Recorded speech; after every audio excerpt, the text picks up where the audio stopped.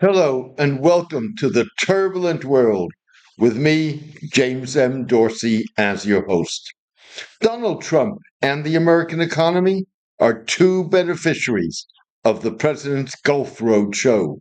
So are the Gulf states, Syria, and Make America Great Again supporters within Mr. Trump's administration. In less than 24 hours in the kingdom, Mr. Trump received a standing ovation from Arab leaders, and hundreds of thousands poured into the streets of Syrian towns and cities to celebrate his lifting of long standing crippling sanctions, a rare achievement for an American president.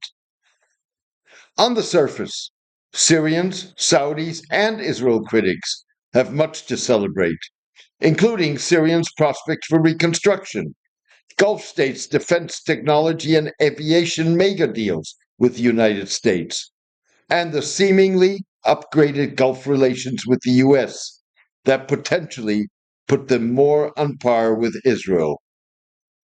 Even so, Mr. Trump has yet to pass the litmus test on whether, how much, and what history he wrote on his Gulf tour, packaged in pomp and circumstance. Mr. Trump remains silent on at least one threat to security and stability in Syria: Israel's occupation of the Golan Heights, captured during the 1967 Middle East War, and lands occupied by Israel since the toppling of President Bashar al Assad last December. In his first term, Mr. Trump endorsed Israel's annexation of the Golan Heights.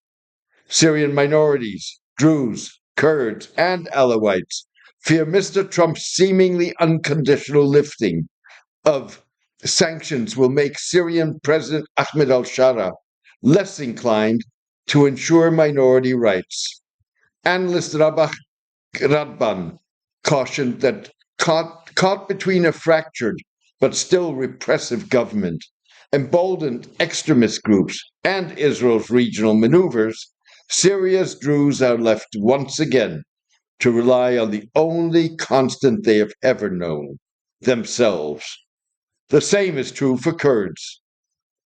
We will protect our land, dignity, and brethren above all else, Mr. Radban quoted Sheikh Yahya Hajar, leader of Rijal al Karame, or Men of Dignity, the most prominent Druze militia in Syria, as telling him. Similarly, Mr. Trump has yet to increase the pressure on Israeli Prime Minister Benjamin Netanyahu to end the Gaza war at a crucial moment in the conflict.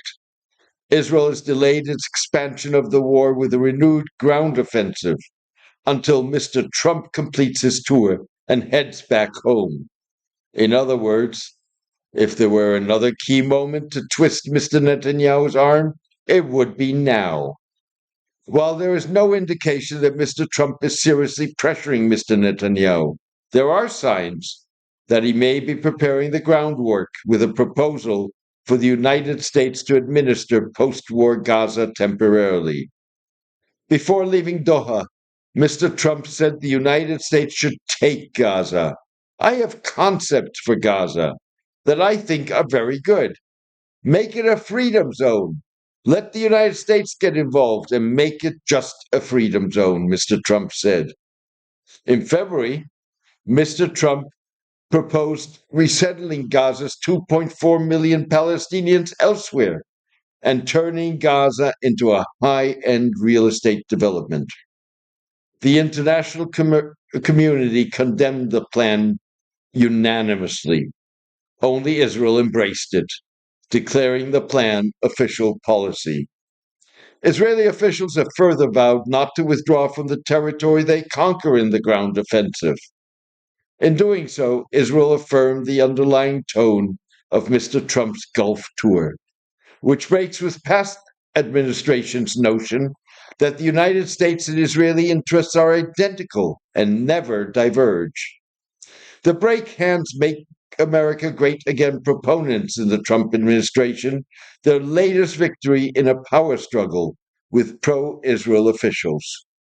It follows Mr. Trump's decision to negotiate a nuclear deal with Iran rather than give Israel a green light to bomb Iranian facilities. talk to Hamas, and declare a truce with Yemen's Houthi rebels without consulting Israel, refusing to back Israel in its dispute with Turkey over Syria, and removing National Security Advisor Mike Waltz, an ally of Israel, and several members of his staff. Mentioning Israel only once in his tone-setting Gulf tour speech in Riyadh, Mr. Trump described the U.S.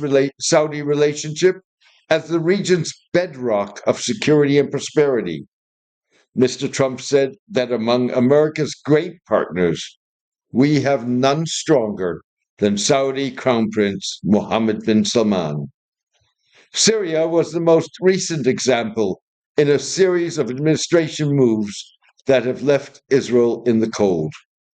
In contrast to Mr. Trump's embrace of Mr. al Shara, a one time jihadist who, despite being listed by the United States as a designated terrorist, seeks to convince the world that he has shed his colors, Israel insists that he represents an irredentist threat.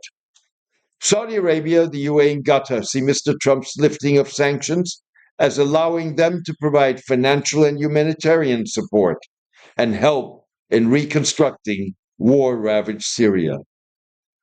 Reflecting Make America Great Again thinking, a Republican congressional staffer pointed to Russian military bases in Syria, established when Mr. al Assad was in power. While I get it, that is a security crisis for Israel. The United States has some larger issues. If we're talking about the port of Tartus, the airfield in Latakia, the United States also has national security interests, the staffer said. Mr. Trump was sending Mr. Netanyahu a similar message with his engineering of the release by Hamas of Israeli American national Idan Alexander. Hamas released Mr. Alexander as a goodwill gesture without demanding that Israel free Palestinians incarcerated in Israel in return for following direct negotiations with the U.S. Israel is opposed to any direct contact that would legitimize Hamas. Israel has vowed to continue the Gaza war until it has destroyed the group. It was the second time U.S. officials engaged Hamas face to face. Earlier this year, U.S. Special Envoy Stephen Witkoff and hostage negotiator Adam Berla met Hamas to discuss a hostage release. Mr. Alexander was among 251 people kidnapped by Hamas and other Palestinians in the group's October 7, 2023 attack on Israel. Hamas has since released 192 captives in exchange for thousands of prisoners held in Israel. Earlier this week, Hamas handed Mr. Alexander to the International Committee of the Red Cross without staging a formal event to demonstrate that it remains a force to be reckoned with, despite Israel's devastating assault on the group and Gaza in response to the October 7 attack.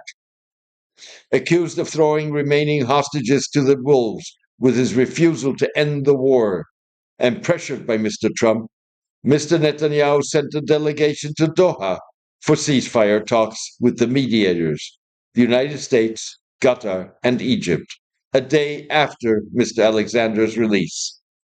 At this point, Mr. Netanyahu's move amounts to motion without movement.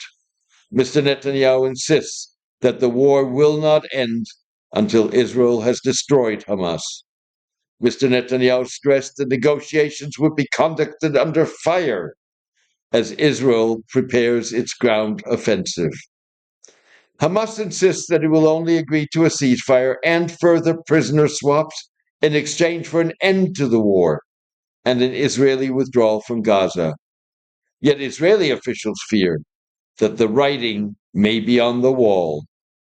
If the U.S. choose to brandish the whip and tie aid to political demands, it would be very hard to resist, said a senior Israeli foreign ministry official. That's the problem with dependency. At the moment of truth, the American president can simply say, stop the war, period. Thank you for joining me today. The Turbulent World with James M. Dorsey seeks to empower readers, listeners, and viewers to form informed opinions of their own. Equitable, fair, and honest analysis that lets the chips fall where they fall has seldom been more important in a world racked by brutal wars, unimaginable humanitarian crises, and increasing authoritarianism.